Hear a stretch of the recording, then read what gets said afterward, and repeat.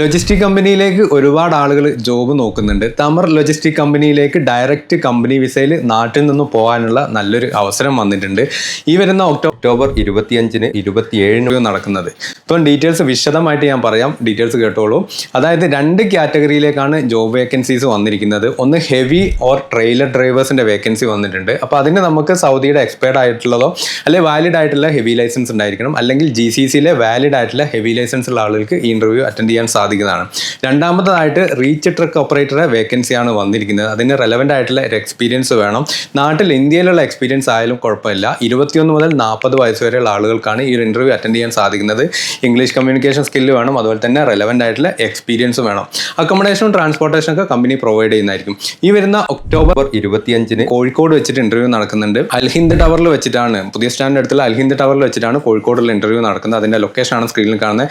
അതുപോലെ തന്നെ ഒക്ടോബർ 27-ന് കൊച്ചിയിൽ വെച്ചിട്ട് ലിറ്റിൽ ഫ്ലവർ എഞ്ചിനീയറിംഗ് ഇൻസ്റ്റിറ്റ്യൂട്ടിൽ വെച്ചിട്ടാണ് ഇൻ്റർവ്യൂ നടക്കുന്നത്. അപ്പോൾ ഇതിൻ്റെയൊക്കെ ഡീറ്റെയിൽസ് നിങ്ങൾക്ക് കളക്ട് ചെയ്യണമെങ്കിൽ ഞാൻ ഈ താഴെ കാണിക്കുന്ന നമ്പറിലേക്ക് നിങ്ങൾ കോൺടാക്ട് ചെയ്യാം.